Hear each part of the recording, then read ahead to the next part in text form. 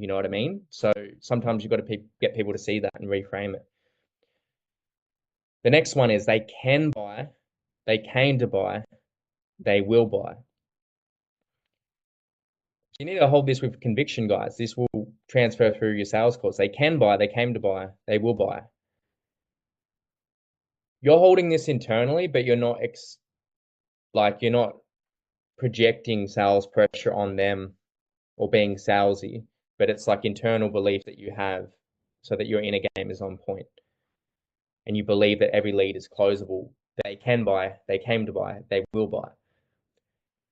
And this is the belief that I hold. If they're in enough pain, or you had a gun to their head, or they had a family member with like cancer or a medical bill they needed to pay, when people are uncomfortable, they will go, build massive sense of urgency and they'll make way rapid changes in a shorter period of time. So anything they say on a sales call is just bullshit. They're just not committed more than their comfort zone to make sacrifices with their time, energy, put themselves out of their comfort zone. But when it's do or die, life or death, or they've got someone they love that needs help, people, you can see it. They do things that they normally wouldn't do because they don't have a choice.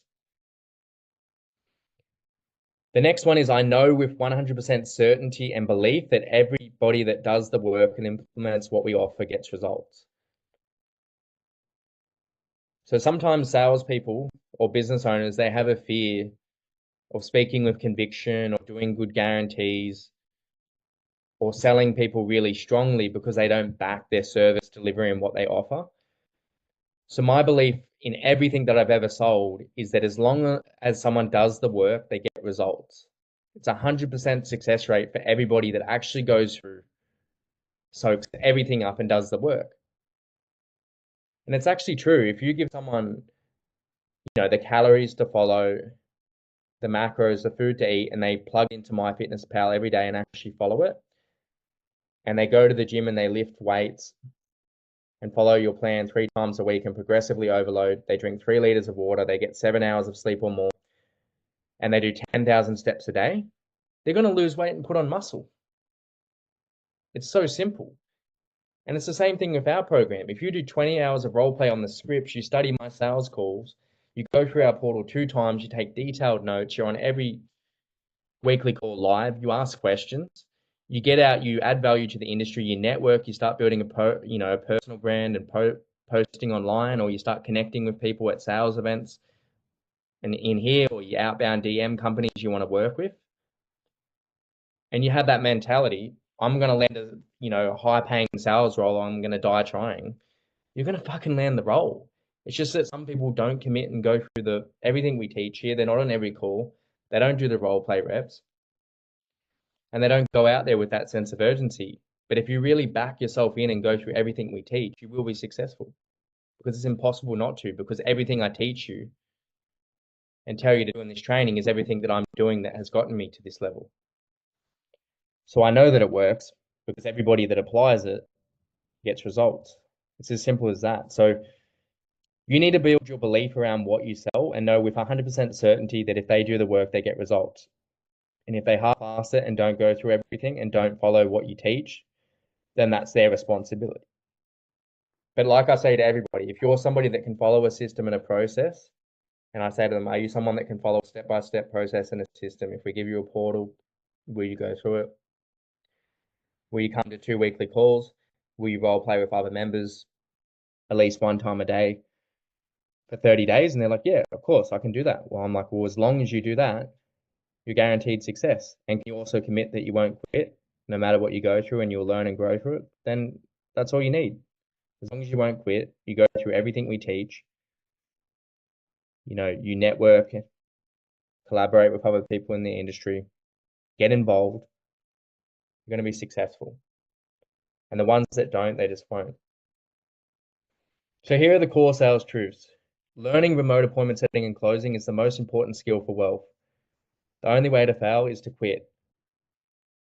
I commit to long-term sales mastery. Number 2, sales and money are easy to make. Remote high-ticket sales is my insurance policy for life. If I ever need money, I can pick up the phone and close. Number 3, There's no shortage of money. There's trillions of dollars of currency in the world right now. Just imagine how much money that is. You just have to go out there and get it. There's no shortage of money. It's just in the hands of people that solve problems and add value in the world. People always find money when it's a necessity or when they are in enough pain or desire. Make the problem urgent enough in their mind and they will buy. It's the same metaphor I gave before. If you put a chainsaw to their leg, they're going to move. If a family member's sick and got a medical bill, they can make moves. There was a story of a young girl that read 30 books in 30 days to cure her mother from cancer. There's stories of, Mother Teresa and all these great people of all time that went out there and were able to, come up with all this money for, great causes to help and change the world. So when you have a really big mission, purpose, and a cause and a burning desire and sense of urgency, no one's going to stop you. But the reality is, on sales calls, you're dealing with people on a low frequency and vibration. They don't back themselves. They're in scarcity. They're stuck in their first world problems of inflation, cost of living. Oh, I'm only making 1,000 a week. I can't afford 97 a week. And you've got to get them out of that old unresourceful state and adopting a new state of mind, where by the end of the sales call, they feel the urgency to change. And you pump them up with certainty that they can do it. So they've got the belief. Number 5, every buyer is a buyer because they love to buy. So if you believe every lead is closable, they will be closable. If you believe every appointment that qualifies is bookable, they will be. If you believe every appointment will show, then you're going to have higher show rates. Number 6, I am a fast learner. I can learn anything. I am the best at what I do. If you believe you're a fast learner, anytime you get confused or frustrated, you believe it's just learning and you're just leveling up and it's just an upgrade, you're going to do a lot better with learning new skills in life if you believe that you're a fast learner and that knowledge is your superpower. I speak to just so many people getting average results in life and they just don't want to learn. They have limiting beliefs around learning new skills. They want everybody to spoon feed themselves something. Whereas we're living in an information age. We've got YouTube. We have ChatGPT now and all these AI services where we can ask any question. And the things that these AI, like ChatGPT, Claude AI, and the information you can access on YouTube and Google, you literally have the answer to any problem that a human would have these days. Yet why are people still not successful? So the information is there. The amount of mentors and gurus hitting your newsfeed on sponsored ads are there. But the reason people aren't successful is because they're comfortable. They've got limiting beliefs. They don't believe they're good learners. They don't like tech. They don't want to go through that resistance to learn a new skill and leave a comfortable career. Okay? So you need to believe I am a fast learner. I can learn anything and I am the best at what I do. Everything is happening in my favor. I can achieve anything I set my mind to. Anything is possible. This is one of my favorite ones. Success is not personal. It is structural. It's about having the right routine, processes, and systems in place. If I'm not getting the results I want with my health and fitness, in my relationship, with my finances or business, I'm not a failure. I just have failing systems in my business, relationship, personal life, health and fitness that I need to update and refine. Okay? So it takes the chip off your shoulder and making it personal and about, your human limitations. And it's not about me. We're all created equal. We all start from zero. We all have to go through the same process. I just need to find the right systems and model them from successful people, model their beliefs, their systems, how they operate, how they run businesses. And for example, if I had the same systems with how Alex Hormozy runs his day or his business, then I would get those results too. So it's not Alex, it's just that he has the right systems in how he runs his life. He has the right systems in his business. He has the right people around him to get those types of results, which anybody can do. It's not like he was born, you know, the way he is. He used to be depressed, suicidal, went to uni. He was a normal American, but he's just gotten mentors, acquired the right systems to get to where he is. Okay. So it's my belief that anybody can be successful, anyone can be a millionaire, anyone can be a billionaire, anyone can be successful in where they apply their mind, but they just have to have the right routine and systems and habits daily, and they'll eventually get there. Number 10, this is really good for appointment setting. People love me and love talking to me. People love me and love talking to me. If you have that belief, the response you're going to get from people is going to be completely different. If you just expect that they're waiting on the end of the call and they're like, yes, I'm so happy that you're calling. 11, goal of the universe is intensely committed to my success, health, happiness, and fulfillment. 12, rejection is protection and redirection to more money and sales. Imagine any time you got rejected and you just got in your feelings for a little bit or got frustrated because someone hasn't picked up after 20 calls, or you start feeling rejected because you didn't close 3 sales calls in a row. And then you just go, this rejection is just protection and redirection to making me more money in sales and better opportunities. It's fueling me, it's making me stronger, it's making me better. 13, every lead I talk to wants to book, show up, and buy. I have so much value to offer. 14, I am a world-class remote sales professional. I book appointments and make sales easily and effortlessly. 15, every single client who enrolls and follows the system will succeed. 16, if a lead doesn't commit on the call, 90% won't buy later. You must close them on a final decision-making call, and at minimum, get a signed agreement or micro deposit. Seal the deal. So this is a general rule in sales, guys. You never want to leave an appointment setting call without booking another appointment, whether it's a triage call or booking a close call or a follow-up call. Or if you're on the final decision-making call, they've gone through all the content and you set up the call. You never want to leave the call without getting the agreement signed or a deposit, because 90% likely they'll ghost, they'll bounce, or they'll just send you a message the next day and go, hey, talk to the partner and she believes because of the economy it's not the right timing, or things are a bit tight right now. Okay. Number 16 is one of the biggest mistakes new salespeople make. They'll let people off an appointment setting call and they won't book another appointment and really firm it up. Or they'll close someone, they'll give them a verbal yes and say, yeah, I really want to do it. Can you just send me over the information? I'll get back to you tomorrow. Or they'll be like, yeah, really want to do it. Just got to bounce off the call now. Got to go to an appointment. Got to pick the kids up from school. They'll hop off the call and they'll ghost. And the amount of new salespeople, when they're inexperienced, they'll go into the Slack channel or they'll come into the office and go, yeah, I just made a sale. I spoke to 3 people today. They said they're going to get, I made 3 sales. And then you go, did you get an agreement signed? Did you get the deposit? They're like, no. And then you're like, and then they justify it and they go, yeah, but they're going to come back tomorrow. We had a really good conversation. They said they're going to do it. I'm sure they're going to do it. And everybody just gets this point of embarrassment where we just laugh in their face and go, rookie, never make that mistake in sales. If you don't get a deposit, an agreement signed, or a follow-up appointment that's really firmed up, and you haven't isolated the true unspoken objection, gotten timelines and decisions, then people will just drain your blood as a salesperson and they'll lie to your face because it's too uncomfortable for most people to just be straight up and tell the truth. So they'll tell you what you want to hear, or they'll say anything can give you a smoke screen to get off the call. Okay, so you guys need to drill that in your head that it's 90% likely that if you don't close them on the one call when you've gone through everything or book the next appointment, they're just going to ghost you. And then you'll just play phone tag and you'll lower your positioning. And then eventually you'll just be so pushy where they ignore you. And then they'll go and buy from one of your other competitors.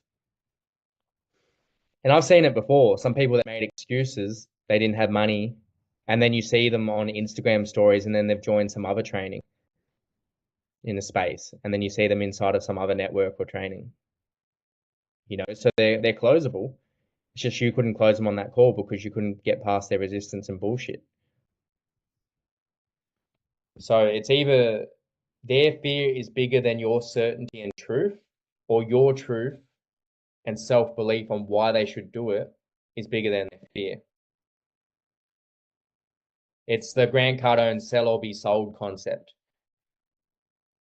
You're either selling them on their reasons why they need to do it and holding ironclad certainty, or they're selling you on their excuses, bullshit, and fear on why they should remain the same and not do it. So you need to ask the questions to reframe those beliefs, and you need to hold ironclad certainty to get them across the line. Otherwise, they'll just remain the same.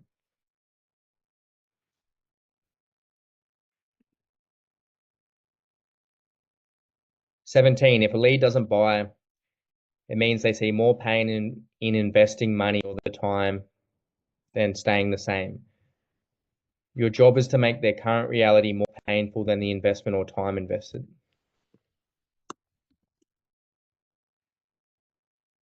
All right. So, people that don't invest, they either see the money or the time they've got to sacrifice and put into a new training is going to give them more pressure. So then sometimes they would rather not have that pressure and remain the same than invest the money so they can make the change.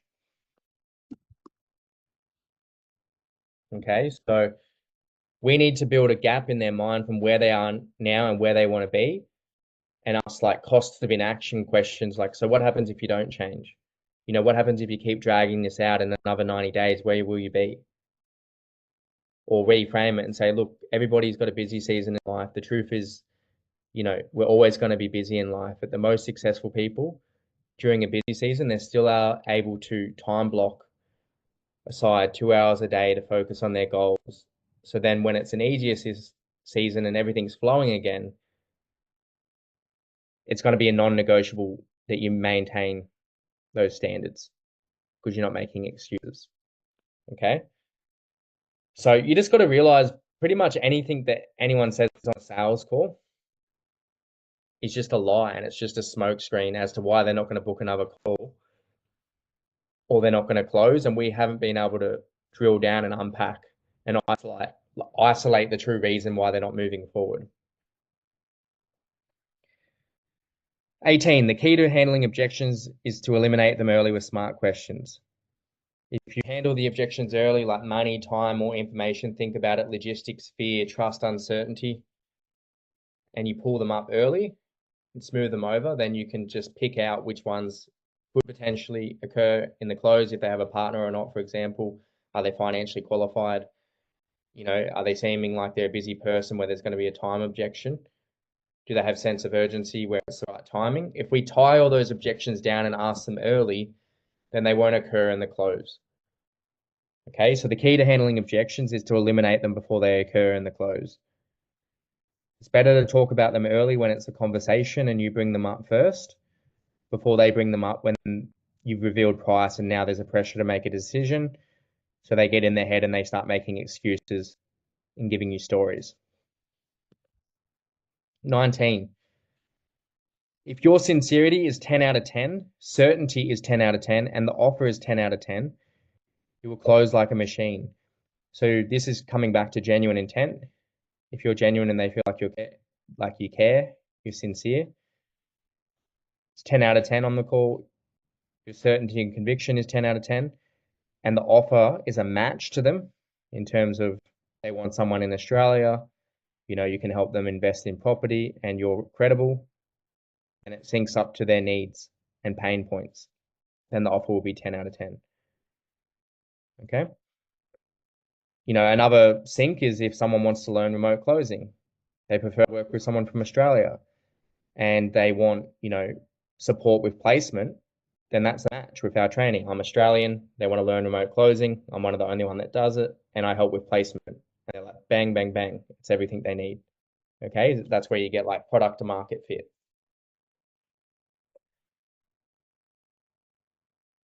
People hate being sold to, but they love to buy. Don't sell, just talk naturally and ask the right questions so they come to their own conclusion. So this is the golden art, guys, of the modern day salesperson. It's more about asking questions where we pull up their intrinsic pain points, wants, needs, and desires. and we ask questions where we pull up their own inner limiting beliefs, concerns, and objections around buying, but we ask questions where they verbalize their pain points and objections. I mean, I think it's in one of the books, how to think and influence people. There's some concepts in there that people don't like to be sold to. They like people that speak to their interests, and they like people that ask questions where they come to their own conclusions. That's in How to Win Friends and Influence People. I just That's read it. it. How to Win Friends and Influence People. Yeah. Famous book. So there's some concepts in there around, instead of telling, ask questions where people come to their own conclusions. Speak to people's own interests and values versus your own and your own agendas, and make it about them. Because anytime you do a business deal, you approach a business like Shark Tank, or you go to sell someone, they're not thinking about your reasons. They're always thinking the word with them, which is, what the fuck is in it for me? They might not think that blunt, but they're thinking, what's in it for me? What's the bottom line? What do you get out of this? Or why are you giving all this value away? What do you get out of it? Sometimes people ask. Well, that all sounds awesome. You're gonna, provide me salespeople, but what do you get out of this? What do you want out of this? Why are you telling me all this, or why are you giving this value for free? So a lot of people are naturally skeptical, and they assume that things are going to cost money, there's going to be a price, or that you want something out of it because it's a selfish world, and people have been burnt. So you just got to remember that you need to speak from the frame of their why, their values, their needs, wants, and goals, because people are always thinking, what's in it for me? And people like people who are like them, and people like people who talk to their interests, and people like the sound of their own voice, and people want to be heard. So that's why they need to be talking more than you, and you need to be the one controlling the interaction, asking questions, pulling up their truth, and having, them be heard and share their inner world. If you're waffling, talking more than them, you're interrupting them, you're cutting them off, and they just won't feel heard. In a world where no one listens, people just want people who listen. And if you listen more than you speak, where they speak 60% of the time and you ask questions, acknowledge what they say, make statements, and add value some of the time, which is 40% of the time, then that's the right equation. And many salespeople don't get that. They just waffle and get on a script and talk over the top of someone. The next one, go hard or go home. You're literally on a sales call. Like, just see it for what it is. It's just a speck in time. It's one moment in time. It's just a sales call. It's so insignificant. You'll most likely never see this person again. So sometimes we just need to zoom out to all the planets, all the stars, that there's billions of people on planet Earth, that there's all these countries and continents, and zoom out from our little situation in our little postcode, in our little house, that this issue that this person just hung up or didn't buy or swore at me or is being a bit arrogant and in their ego or a bit skeptical. And we're making this huge problem in our head. But when we zoom out, we'll ask ourselves, is this going to matter in a week? Is this going to matter in 12 months? Is this going to matter when I'm 80 and on my deathbed? Is this really a world, political issue like the pandemic? It's just so insignificant, guys. Like, some of you are so afraid to just speak with conviction, be expressive, be who you are, in fear of what people think. And in the grand scheme of things, if you zoom out, it's so insignificant. Okay? So there is no excuse to not go for the close with certainty, handle objections, and ask for referrals. Remove emotion, bring your A game. So you just need to remind yourself, I'm between four walls. I need to set appointments and close, or I don't make money. Would I rather piss myself off because I'm not living to my values, my goals, providing for my family and getting to where I want to be? Or would I rather just prod and sort of slightly challenge and create a bit of resistance in my prospect because I decide to objection handle 2, 3 more times? Because I asked for that referral when most people are afraid to, because I asked that extra commitment question to firm up and know with ironclad certainty they're going to show to the next call. because I asked them what the hesitation is around them watching the resources. All right. So sometimes you just got to get out of your head, guys, into your truth and literally realize you're never going to see this person. You're between four walls. Like, get over yourself. Stop taking yourself so seriously. Just do what you need to do to set appointments and, be expressive, be certain, speak with authority, and get out of your head. 22, I choose the end result of being a $1 million remote closer, banking millions in cash while changing lives. 23, we are the prize. They reached out for a reason. They have a problem. Hold authority and connect it genuinely. Uncover their true pain points, have the real conversation about their pain points and goals. Prescribe a solution, handle objections up front, and get them started. That's literally all we're doing, guys, in a sales call. We hold the authority in the frame that they put their details in or they book the call because they're the one with the problem. Otherwise, they wouldn't scroll across the internet feed, fill out a form for a free training, or book a call if they're not interested. So we need to hold that frame. They need us. We don't need them because they're the one that booked the call and put their details in. So we are the authority. We have what they want. We are the prize. They reached out for a reason. We need to hold that frame and authority that they have the problem. I couldn't give a shit if they're doing over 10 million a year, 1 million a month, 2-3 million a month. They're a billionaire. If they're booking a call and you might be a health and fitness expert where you have one of the best physiques and health in the world, like, do you think the UFC trainers and UFC fighters that are training Mark Zuckerberg right now, who's the owner of Facebook, who's one of the wealthiest men on planet Earth, do you think they're afraid to teach him wrestling, boxing, mixed martial arts just because he's a billionaire? No, because they're credible in that area. So sometimes, even if someone's a billionaire, you can't put them on a pedestal and shrink down because they've come to you because you're the expert and authority figure in that one specific area where they want to grow. Okay? So just remember that in the essence, they have a specific pain point and they're coming to you because you're the authority and expert that can help them get to where they want to go. So it doesn't matter if they're Donald Trump or a millionaire or billionaire. If they had that pain point, you're the authority figure and expert that can solve it. And you've obviously got the track record through what you sell, of hundreds of clients doing it. So you should be confident.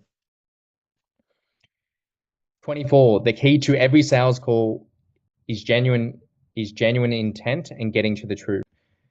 Disarm them with your tone, be real, and have a natural human to human interaction. Same formula I mentioned before.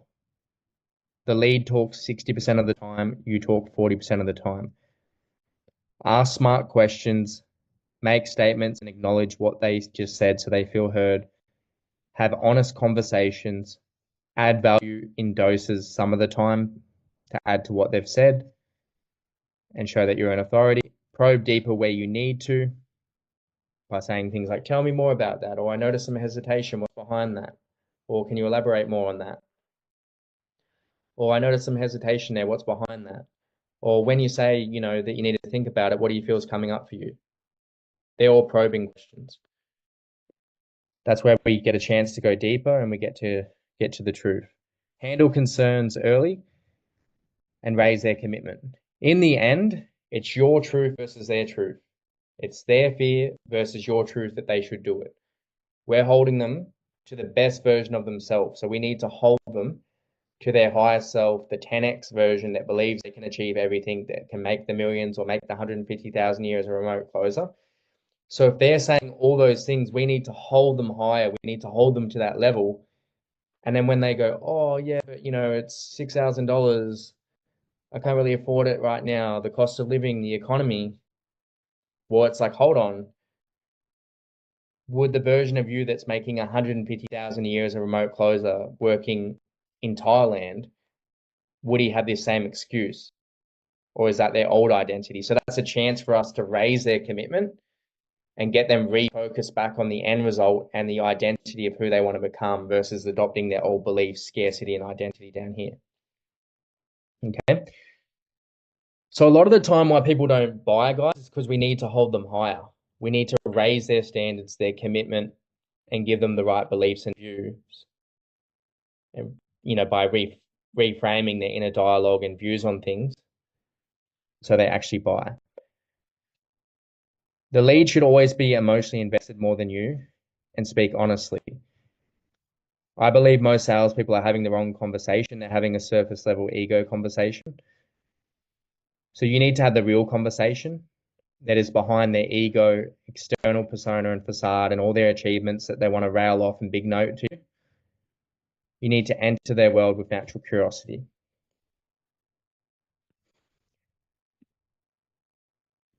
So an example of that I shared before is my friend. He was talking to a guy that's one of the best personal trainers, and he charges, $1,000 just for a 1 hour PT session. And he's like a genius at what he does, the best. He gets people insane results. He holds them accountable. And, he's just a gun at what he does. And he just has thousands of testimonials across years. And he's one of the most renowned experts in the space. And sometimes these people that have a lot of like are high achievers, more sophisticated, and they're doing well in their life compared to the average person, sometimes they've got a bit of ego and a facade. So they'll be like, oh, yeah, I'm getting all these results with my clients. I don't really feel like I need a marketing agency or business coach. We're getting all these results. And sometimes you've got to ask questions that just, penetrate through that facade and ego they have and really just get to the bottom of it, or ask questions that get past their ego, where you're asking so many questions in a row where after a while it's hard for them to sort of maintain that facade.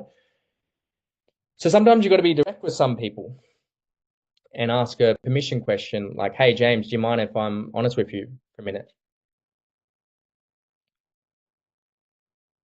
If you're so smart, how come you're not rich and you're only making 5,000 a month?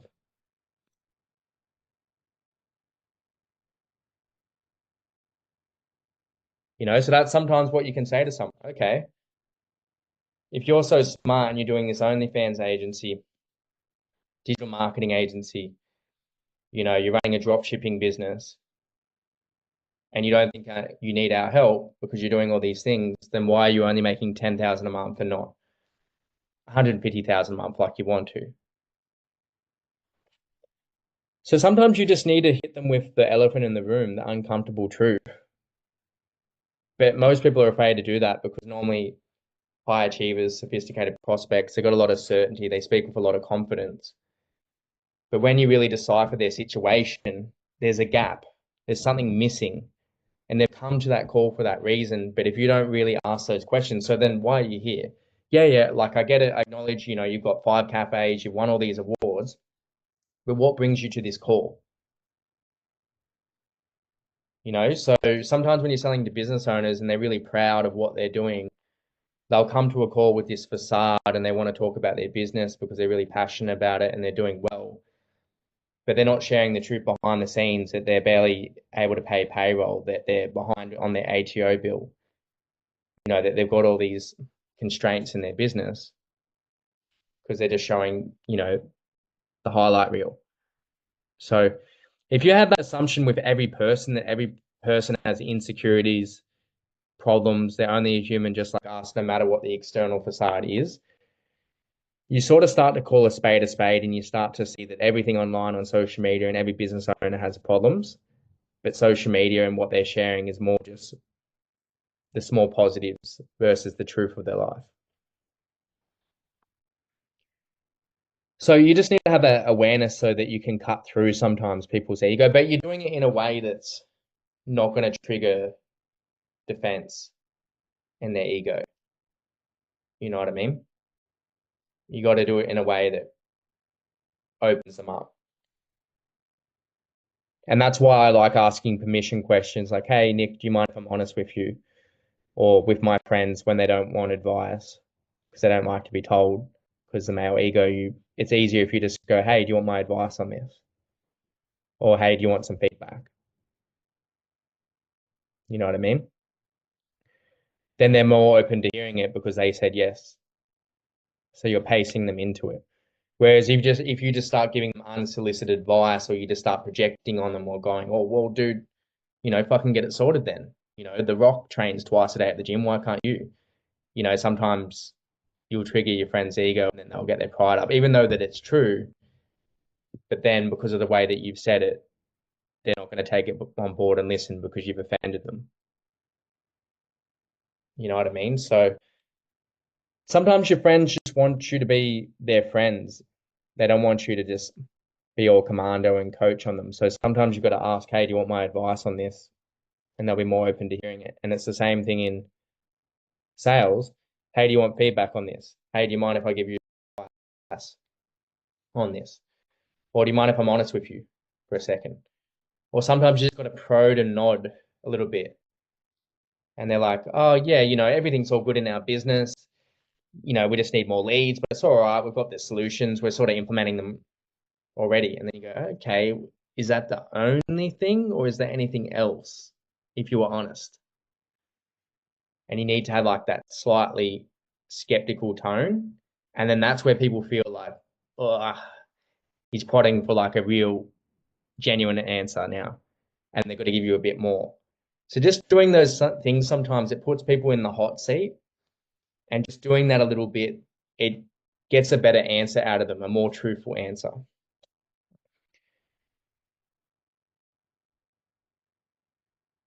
So if people are like, yeah, we're doing this, we're fine, we don't feel like we need help.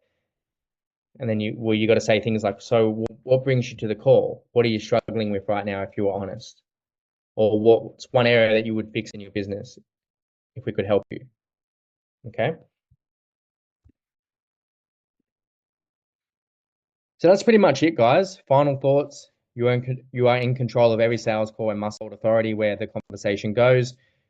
You have the skills, mindset, and certainty to win, genuine intent, high conviction, authority, natural curiosity when asking questions, and hold certainty when closing. Go out there, set appointments, and close sales. So you should read this every day, guys, but you can scan through it in probably 5 minutes, and then maybe you can choose 5 that you really want to focus on and just get in that state in front of the mirror. I'm telling you, if you read this every day for 60 days, it will just reprogram your beliefs around sales. You'll remove junk beliefs and your inner game will be rock solid.